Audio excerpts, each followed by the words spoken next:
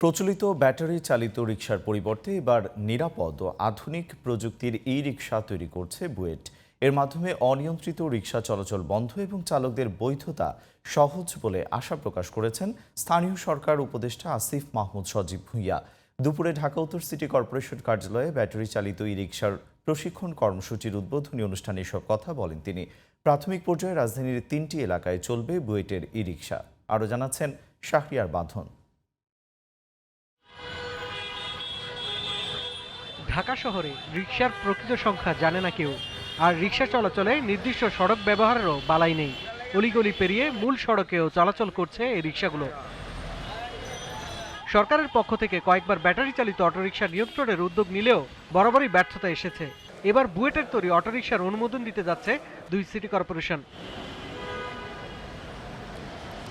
সকালে ঢাকা উত্তরের নগর ভবনে এ বিষয়ক প্রশিক্ষণের উদ্বোধনে ২ সিটির প্রশাসক জানান, আগস্টের প্রথম থেকেই চলাচল করবে নতুন এ রিকশা। বর্তমানে অনিয়ন্ত্রিত রিকশাকে ধাপে ধাপে নিয়ন্ত্রণে নিয়ে আসতে চায় সিটি কর্পোরেশন। ওভারনাইট আমরা সব ঠেলে ঢাকার বাইরে পাঠিয়ে দিতে পারবো না, বা এগুলোর সাথে যারা কর্মসংস্থানের সাথে জড়িত তাদেরকে তো আমরা বেকার করতে পারি না।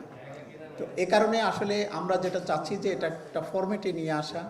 আমরা অগাস্ট মাসের প্রথম সপ্তাহ থেকে আমরা এটা মার্কেটে দেওয়া শুরু করব, এবং অগাস্ট মাসের প্রথম থেকেই অন্য যে রিক্সাগুলো এই জোনে থাকবে তাদের চলাচলটা আমরা আস্তে আস্তে গ্র্যাজুয়ালি রেস্ট্রিক্টেড করব। প্রাথমিকভাবে ঢাকা দক্ষিণ সিটির কিছু নির্দিষ্ট এলাকায় বুয়েটের তৈরি ৩ চাকার ব্যাটারি চালিত রিকশা চলবে বলে জানান স্থানীয় সরকার উপদেষ্টা। প্রত্যেকটা জোন ওয়াইজ নির্দিষ্ট থাকবে রিকশা, এবং ওই রিকশাগুলো ওই জোনেই চলবে। এবং এখন যে তথাকথিত অবৈধ বলে তাদের উপর বিভিন্নভাবে নিপীড়ন করা হয়, ঘুষ চাওয়া হয়, কিংবা মাঝে মধ্যে শাস্তিমূলক ব্যবস্থা যাওয়া হয়, এটা আর থাকবে না। জুলাই অভ্যুত্থানে রিকশা চালকদের ভূমিকা অনস্বীকার্য। সেই দায়বদ্ধতা থেকে তাদের বৈধতার স্বীকৃতি এবং নগরের পরিবেশ রক্ষায় সরকার স্বল্পগতির ব্যাটারি চালিত ই রিকশার কার্যক্রম শুরু করেছে বলেও জানান আসিফ মাহমুদ।